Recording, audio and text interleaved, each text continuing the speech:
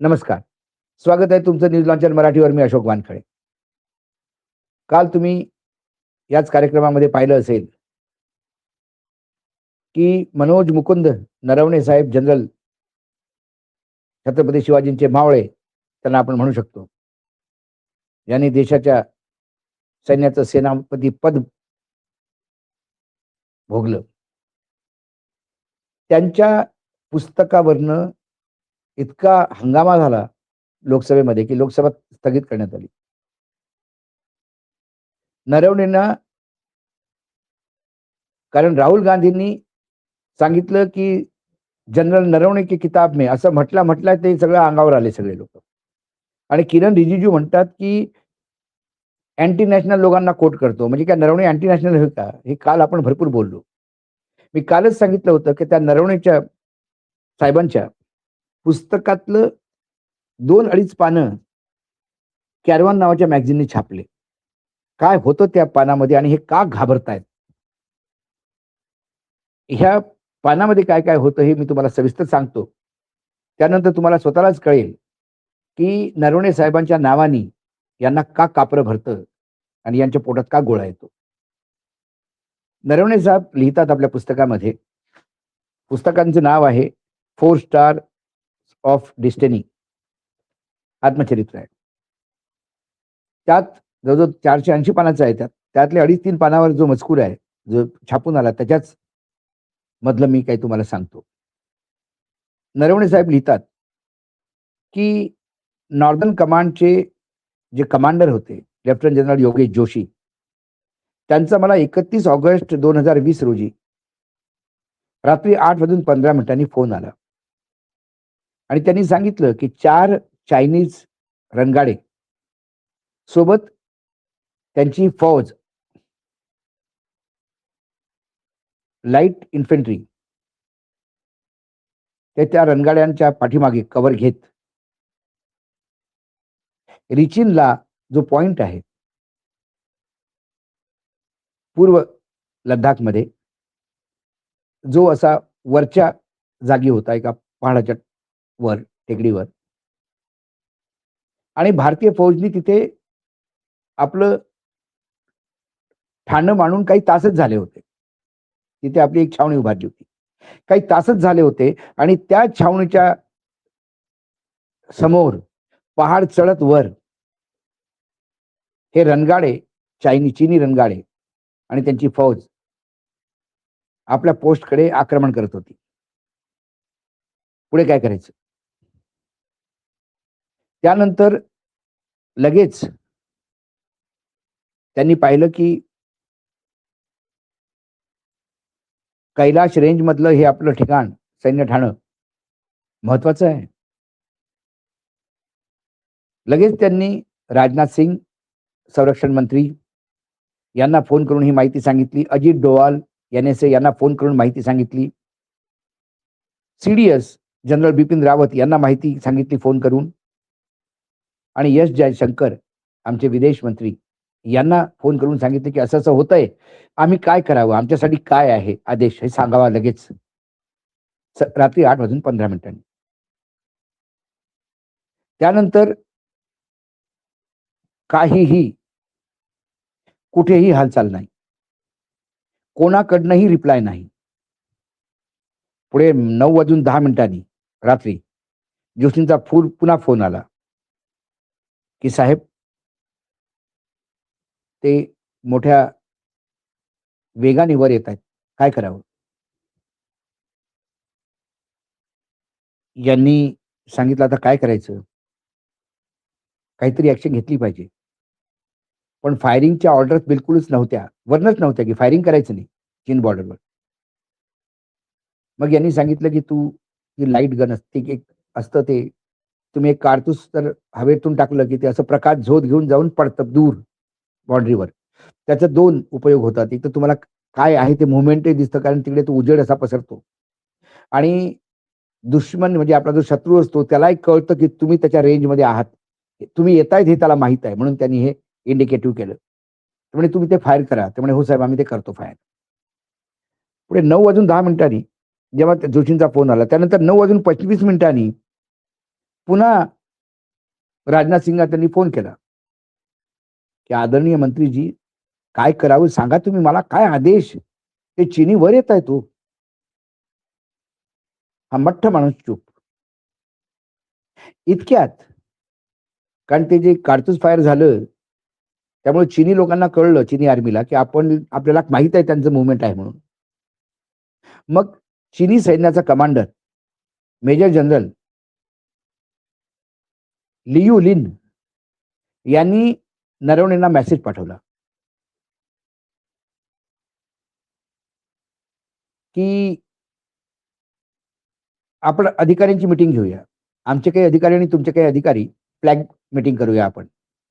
त्यामुळे आम्ही थांबतो, तुम्ही थांबा आणि आता आपण इथे मीटिंग करायला हवी.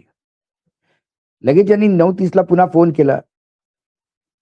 कारण त्यांनी सांगितलं होतं की आम्ही सकाळी 9:30 ला आपण मीटिंग करूया, आम्ही आता थांबतोय. पण यांनी आम्ही थांबतो म्हणून बोलले नाही, कारण यांनी तो मेसेज पुन्हा करण्यासाठी पुन्हा फोन केला राजनाथ सिंगला. त्याचा मेसेज आहे सकाळी 9:30 वाजता जिथे मीटिंग म्हणतात ते थांबायला तयार आहे, आपणही थांबलं पाहिजे. आपल्याकडनं त्यांना हमी हवी सकाळी 9:30च्या मीटिंगची. काय करायचं साहेब? पुन्हा राजनाथ सिंग चूप. पाहतो, बघतो, पाहतो. 8:15 ते 10 तिकडे त्या आर्मीची काय हालत असेल. समोरनं शत्रू येतो पण हात बांधलेले आहेत. पुन्हा 10 वाजता फोन आला की साहेब चिनी वर स्पीडने येत आहेत, काय करायचं? कारण ते लुई लिननी पण पाहिलं की यांनी काही मेसेजचा जवाब दिला नाही, त्यामुळे आता आपण चढाईच करायला पाहिजे. त्यामुळे पुन्हा त्यांनी स्पीडने करायला लावलं. मग अशा वेळेला यांनी एवढंच विचारलं नरवणे साहेबांनी जोशींना, आपल्याकडे मीडियम रेंजचे आर्टिलरी आहेत का? आहेत, तयार ठेवल्यात? म्हणे हो. म्हणे वेळ आली तर त्याचं फायरिंग आपण सुरू करूया.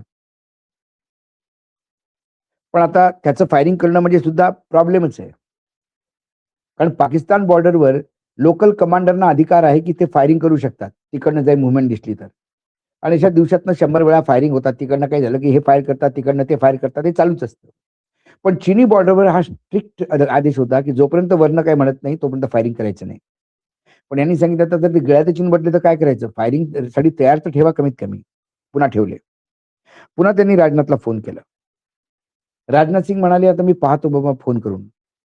मग राजनाथ सिंगजीने शेवटी त्यांना सांगितलं. 10-15 मिनिटांनी राजनाथ सिंगजी फोन आला आणि राजनाथ सिंगचा फोन येऊन त्यांना राजनाथ सिंग म्हणतायत की हो, मी पंतप्रधानांना बोललो आणि पंतप्रधानांनी हा मेसेज दिला. आणि नरवणे साहेब म्हणतात, तो 4 शब्दाचा मेसेज ऐकून मी हादरलो. कारण तो मेसेज असा होता पंतप्रधानांचा नरवणेसाठी की जो आपको उचित समझे वो करो. तेव्हा नरवणे साहेब लिहितात पुढे, अहो साहेब, आम्ही सैन्याचे कमांडर, आम्हाला युद्धाचा आदेश मिळतोहीच आम्ही युद्ध करायला लागतो. जीवाची पर्वा करत नाही. पण युद्ध करायचं की नाही करायचं, हा निर्णय निवडून आलेल्या सरकारने घ्यायचा असतो. कारगिलच्या वेळेला पार्लमेंटरी ही जी कॅबिनेट कमिटी ऑन डिफेन्स तिच्या रेग्युलर मीटिंग व्हायच्या. त्यात finance minister, external affair minister, defence minister हे सगळे लोक असतात. त्यात परराष्ट्र मंत्री असतो. सगळे मिळून मीटिंग करतात आणि मग ते आदेश, कारगिलचा प्रत्येक आदेश हा पंतप्रधानांकडून आला होता. आणि ह्या मीटिंग नंतर सगळी लोक बसून तुम्ही सांगायचं, हा तुमको जो उचित लगे तो करो. मग काय उचित? तो म्हणाला, मला सगळं पाहायला पाहिजे. जेव्हा उचित करो जो लगे करो, हा जेव्हा माझ्याकडे मेसेज आला तेव्हा देशात कोविडची लाट चालू होती. सप्लाय लाईन सगळ्या जगात लाट असल्यामुळे सप्लाय लाईनही बंद होत्या. चीनकडे स्वतःची सप्लाय लाईन एवढी स्ट्रॉंग आहे, पण आपल्याला दुसऱ्या देशातनं पण मागवावं लागतात. तेव्हा चीनसोबत युद्ध म्हणजे वेळ लागू शकतो. जर या फायरिंगने युद्ध ओपन झालं तर पाकिस्तान सुद्धा तिकडे तोंड उघडेल. मग अशा वेळेला 2 बॉर्डरवर आपण कसं लढायचं? सप्लाय लाईन काय म्हणते? आपलं परराष्ट्र मंत्री आहे, हा किती देशाकडनं आपल्याला समर्थनाच्या घोषणा करू शकतो किंवा काय करू शकतो? देशाची आर्थिक स्थिती कशी आहे? कारण कोविडनी आपलं कंबरडं मोडलं होतं. ह्या सगळ्या गोष्टीचा विचार मला करावा लागतो. मला तो करावा लागतो कारण आता माझ्याकडे त्यांनी माझ्याच खांद्यावर बंदूक ठेवली की तुम्हाला जे पाहिजे ते करा. त्यामुळं जे कॅबिनेटला करायचं होतं, जे नरेंद्र मोदींना विचार करायचा होता, राजनाथ सिंगना विचार करायचा होता, एन.एस.ए. डोभालला विचार करायचा होता, जयशंकरला विचार करायचा होता, या सगळ्या लोकांनी पांघरून घेऊन झोपले आणि नरवणे साहेबांच्या डोक्यात सोडून दिलं, तुम्हाला जे पाहिजे ते करा.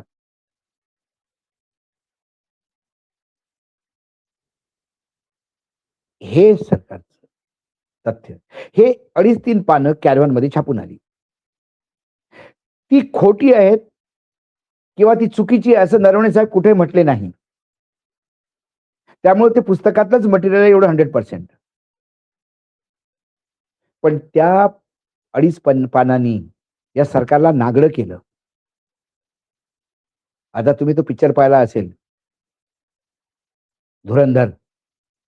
त्यात तो डोवाल सारखा एक माणूस दिसतो ना, डोवालनं आपलं कॅरेक्टर ठेवलं त्याच्यात.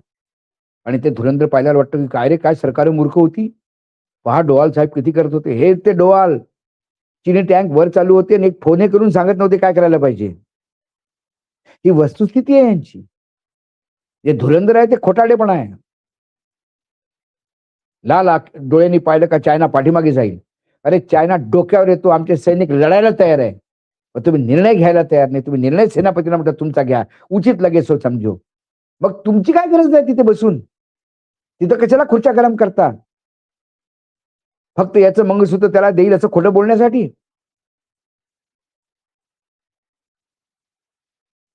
त्यात पुढे नरवणे म्हणतात म्हणजे हे सरकार प्रत्येक ठिकाणी क्रेडिट घेतं, पण जेव्हा काम करायचं असतं तेव्हा पाठीमागं का जातं? तुम्ही अक्षरशः जेव्हा सर्जिकल स्ट्राईक झाला आणि एअर स्ट्राईक झाला, तेव्हा पंतप्रधान हे म्हणाले की मला वैमानिक भेटायला आले होते आणि म्हणाले की साहेब थोडंसं वेळ होईल कारण ढग आहेत. तेव्हा मी त्यांना सांगितलं की ढगाच्या पाठीमागनं जा, रडारमध्ये येणार नाही, चांगली गोष्ट आहे. अशा मूर्खपणाच्या वालगना सांगून स्वतःवर क्रेडिट घेणारा हा माणूस जेव्हा वस्तुस्थिती येते लढाईची, तेव्हा कसे याच्या पायाला गोळे येतात आणि हा चादर घेऊन झोपतो, या त्या पुस्तकामुळे नग्न सत्य समोर येणार होतं. म्हणून हे नरवणेंना अँटी नॅशनल म्हणतात.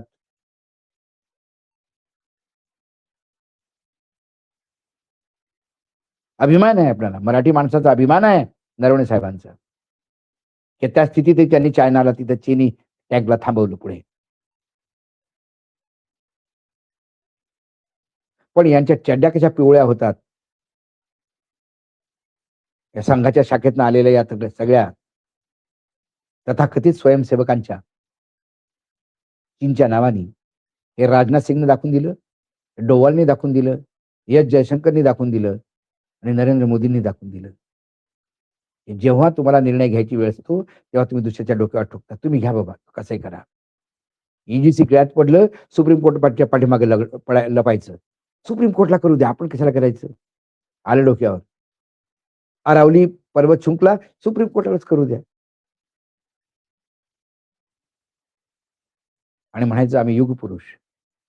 मोदी है तो मुमकिन है. फिर नरवणे जी को काय को बोलना, जो उचित लगे वो करे. आज एवढंच. पुन्हा येतो काही विषयासोबत. नमस्कार. पाहत रहा द न्यूज लॉन्चर मराठी.